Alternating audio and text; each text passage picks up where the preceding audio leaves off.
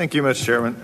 Thanks for being here. Thanks for staying. As for those, sometimes we get here a little bit later and we go earlier, as many have left, but sometimes you get to stay to the end. I think it's been good today because it's something that you had said earlier. The chairman brought it up, and I just was one from Northeast Georgia. It's good to, be back. I know you traveled to Gainesville and Judge Kelly's court and everybody else up there for a while. But I think the interesting thing here is something that was said earlier, especially about when asking for stuff, and it was the determination. I'm not going to share that here. And I think the question is, I would just have a general question to start with. What is your belief, personal belief, and how much you have to cooperate with this committee? My own view is that we should be trying to do everything to cooperate with this committee that we legally and appropriately can. Okay. And because you come here, you're under oath, you're still under oath. It's something we take very seriously, but I've also been here 5 years. And in some of the questions today, and I want to put in perspective because there's some things I just want to put for the record as we have a good relationship starting forward, because I think you bring a great breath of fresh air, hopefully, to this agency, as I believe. My dad was a state trooper. I come from a law enforcement background. We've got to have this trust. But just as a few years ago, right before I got here, in July 6th of 2011, in a draft letter that was circulated within the Department of Justice, a department official, Faith Burton, wrote, "I'd stay away from the representation that will fully cooperate in the future." This was in dealing with Fast and Furious. So you've got to understand the members up here doing our constitutional job are sometimes skeptical of what has been said here. And I've had an interesting back and forth with the former Attorney General, with your former the former FBI director. So I just have a few questions, if we could. One, is it possibly, and recently there's been some problems, and I want to hear from you, of unprecedented leak of information about FISA wiretaps. We got into FISA a little bit ago. Specifically, there was a leak of information related to the FISA wiretap of Paul Manafort. Leaking information about FISA warrants is a felony, is it not? I'm sorry, leaking information about FISA warrants? FISA warrants is a felony, is it not? Yes, I would think it would be. What is the FBI currently doing to identify the leakers of that information? Well, I'm not going to comment on or confirm or deny the existence of any specific investigation. I will say that when we have at the moment quite a number of active investigations into unauthorized disclosures of classified information. Is it something you would say that you would put a high priority on? Finding out who leaks and holding them accountable. I believe that finding out, I will say that I believe that finding out who has leaked classified information is something that's extremely important. I will say also, having been somebody who has had responsibility for a lot of leak investigations, not just now, but when I was the Assistant Attorney General and had both Criminal Division and what's now the National Security Division, leak investigations are breathtakingly difficult to pursue. Well, I think and so that does not mean we shouldn't pursue them. And in fact, I am a big believer in the idea that we should, even if we may be pessimistic about our ability ultimately to be able to find somebody charged, because the mere fact of conducting those investigations sends a strong signal that we will not tolerate people leaking classified information. And I agree with that, and I think that needs to happen, because it's got to start with you, and if it doesn't start with you, and I think frankly there's not been that leadership in that department for a while. Well, let's go back to FISA, because earlier on there was a discussion that it came across as we're not going to provide that, or provide that in this setting, or we didn't have a right to that. So I just have a few questions. So what information or documents related to FISA do you think the FBI can withhold from the committee?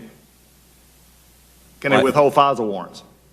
Well, I think there's a couple different stages of cooperation here, right? So one is the question of what we can provide in an open setting, and then one is what we can provide. Right. Because I want to get down, because your time is valuable. Mine.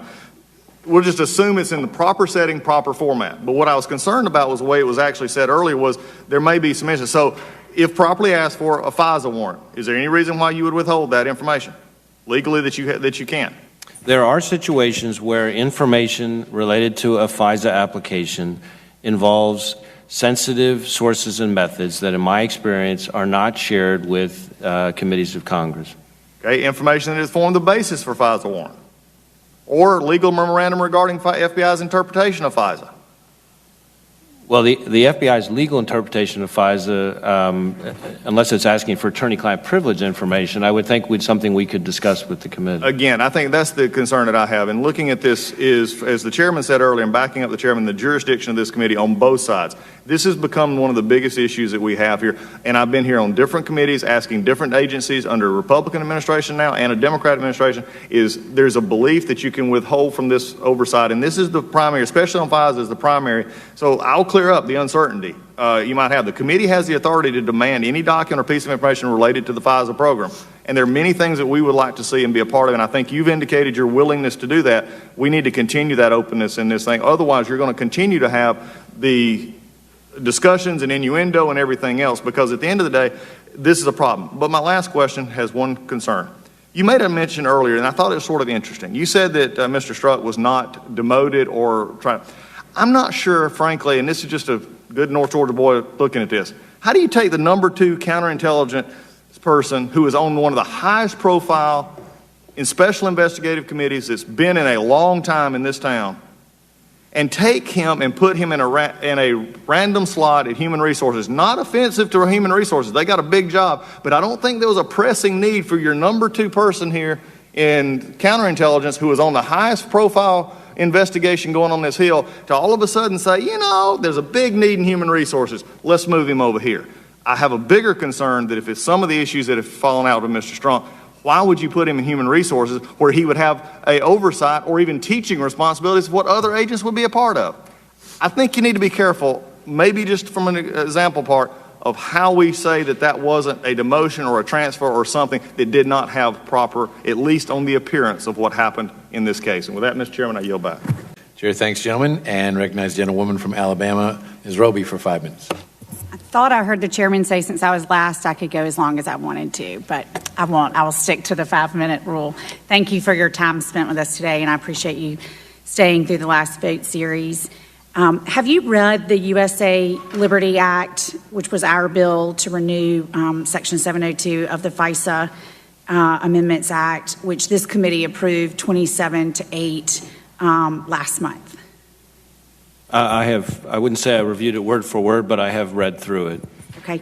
And will you commit to working with this committee to reauthorize Section 702 in a way that protects Americans' civil liberties as well as our national security?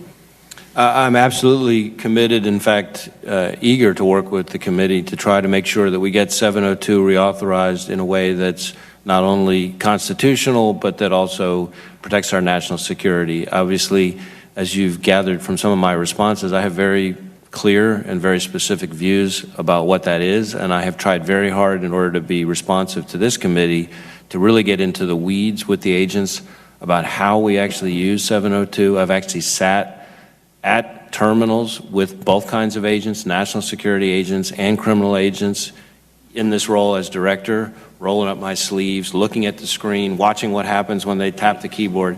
So I feel like I have a pretty good handle on it, and I just implore the Congress to be really careful here, and I worry that we're heading down a road that we will all regret, and I just hope lives aren't put at risk as a result. Well, I agree with you as well, but I just want to make sure that we can continue to work together, and I've heard you say that, so yes, thank you. Thank you.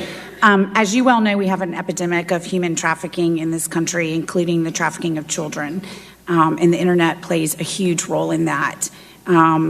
Section 230 of the Communications Decency Act shields some websites from legal liability regarding content posted by their users. I have serious concerns about this. Under existing law, do you believe that legal action can be taken against websites that enable, and that's a key word, enable this horrible behavior? Well, as I mentioned in some of the earlier questions in different contexts, I now consider myself a reformed lawyer, former lawyer almost. So I'd have to look closely at the law to study the law in this area. I will say that there are situations where we have been able to bring cases against what I would call third parties for aiding and abetting some of the issues that we're talking about here. Payment processors, things like that. So maybe there's a scenario where that kind of approach would work. Certainly, I am deeply concerned, as I know you are, about human trafficking, especially with respect to kids, but not only kids. And as I mentioned in my opening, that's something that we are very aggressively pursuing. So I'd be happy to look at and then have somebody sit down with you. Yeah, on and I that mean, we subject. would welcome any of your thoughts or your recommendations on improving our laws. Of course, we have several bills in front of the Senate and the House today where we are, again, trying to balance making sure that those that are enabling this type of horrific behavior are held liable, but at the same time protecting innovation on the internet and the use of the internet. And so, but I think at the end of the day, what we all can agree on is that we've got to come up with a solution that works so that we can protect these precious young people and adults from being subjected to this type of abuse. So real quickly, given the decision by General Services Administrations to scrap plans for the new FBI headquarters, I'd be interested in your thoughts as to where we go from here. While the Obama administration requested $1.4 billion for the construction, Congress appropriated $523 million, leaving an $882 million funding gap. So the total cost of the proposed headquarters was a hefty $2.5 billion. And I understand that the existing building is in a state of disrepair. However, I'd be interested in your ideas about how to reduce cost. Well, we are actively, when I say we went back to the drawing board, we're considering all options. We are working very hard with GSA, and I think there's a report due to another committee in late January about some of our progress. We're looking not just at different building permutations and locations, but also at funding permutations, which I think could be a change maybe in the way we go about getting to a good answer, to try to look at how we might pay for it first and then see what flows from that, as opposed to the other way around. I will tell you that as somebody who's now spent 4 months back in the building, I remember the last time I was in the building in 2005, the place seemed like it was not in good shape then, and I can assure you it's not gotten better in the years that passed. So we do need to find a solution. I think the men and women of the FBI deserve a building that's in better shape than this one is, but I'm not ruling out any particular approach to that, but I do want to make sure we get an upgrade.